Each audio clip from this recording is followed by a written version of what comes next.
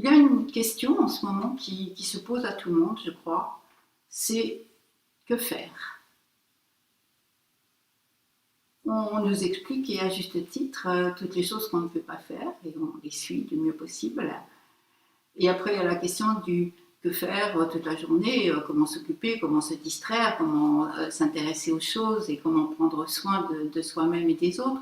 Mais le que faire dont je voudrais parler aujourd'hui se situe un petit peu à un autre niveau.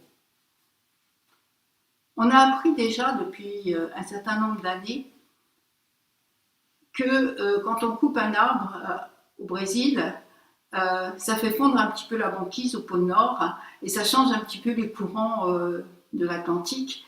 Et à la fin, il y a des sécheresses quelque part, en gros, parce que je ne suis pas une spécialiste du climat, mais on a appris ceci, à savoir à quel point nos actions ont des conséquences et à quel point tout est relié à chaque instant. Alors quand la situation change, comme elle est en train de changer, quand s'écroule un petit peu notre monde en ce moment, quand disparaissent nos projets, quand disparaissent nos assurances, quand notre travail, notre façon de vivre, nos horaires, etc. changent, que faire? Il y a une jolie phrase en ce moment qui circule sur les réseaux sociaux qu'on m'a envoyée qui dit « Si vous ne pouvez pas aller à l'extérieur, allez à l'intérieur ». Ça m'a fait sourire parce que ça m'a rappelé une phrase d'un maître chinois, un vieux moine chinois du 8e siècle, qui disait « Apprenez à tourner votre lumière vers l'intérieur ». Et cette phrase, je l'aime beaucoup parce que dedans, il y a le mot « lumière ». Et que ce mot « lumière », pour moi, il est très important. On vit dans la lumière, on est baigné dans la lumière, et il y a une lumière qui sort de chacun, qu'on reçoit, et les autres reçoivent notre propre lumière. Et tourner sa lumière vers l'intérieur, c'est, pour moi, dans ma compréhension, faire grandir notre propre lumière, et c'est une façon d'apporter de l'aide aux autres. Bien sûr, dans cette période que nous vivons, ce n'est pas, ça ne peut pas être la seule façon, mais c'est une façon qui doit avoir sa place aussi dans notre vie actuelle. Parce que si nous comprenons que nous sommes reliés comme ceci, que tout dans la nature est relié, alors nous sommes aussi reliés les uns aux autres.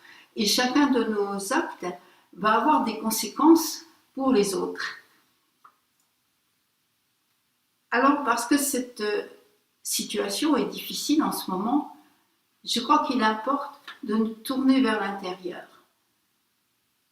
Mais se tourner vers l'intérieur, ça peut avoir beaucoup de sens.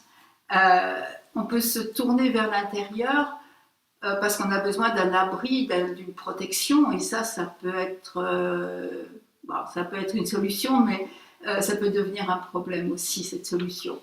Après, on peut se tourner vers l'intérieur simplement parce qu'on n'aime pas les autres, parce qu'on veut s'en éloigner, parce qu'on veut s'en couper, et ça, c'est un problème tout court. Et puis, il y a une façon de se tourner vers l'intérieur à travers la méditation, qui est comme, moi je comprends comme reprendre pied, reprendre souffle.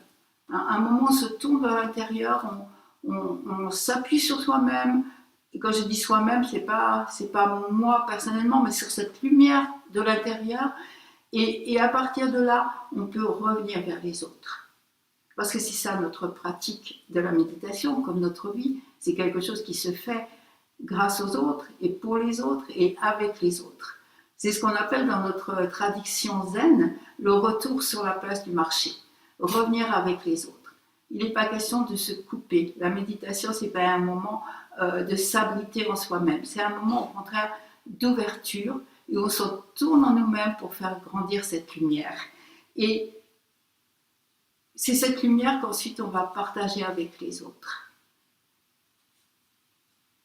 Il y avait une phrase au tout début de l'écologie, quand on a commencé à étudier tous les rapports entre les événements, qui était assez jolie, qui avait assez frappante, qui disait « Un battement d'ailes de papillon au Brésil peut déclencher une tempête à Hong Kong ». Un battement d'aile, au départ, moi je pense que c'est infime. C'est pas grand-chose. C'est du minuscule. Et puis je ne peux pas dire si c'est grand ou petit. Voilà, un battement d'aile, c'est un battement d'aile. Et voilà. Et de même façon, enfin, la lumière qu'on fait grandir en nous-mêmes à travers la méditation, je ne veux pas dire si elle est grande ou petite. Hein. Je ne vais pas me lever en me disant waouh, ça y est, j'illumine le monde, mais je ne vais pas non plus me dire ah, mais moi je ne sais pas faire grand-chose. Non, c'est ni grand ni petit. Un battement d'aile de papillon, c'est un battement d'aile de papillon. La lumière qui se nourrit de notre méditation, en quelque sorte, c'est cette lumière-là. C'est tout, ni grande ni petite. Mais cette lumière-là, elle peut changer le monde. C'est ce que je pense. Et si je souris, et si vous souriez, et si nous nous sourions, ça aussi, je pense, ça change un peu le monde. Merci beaucoup et très bonne journée dans la lumière.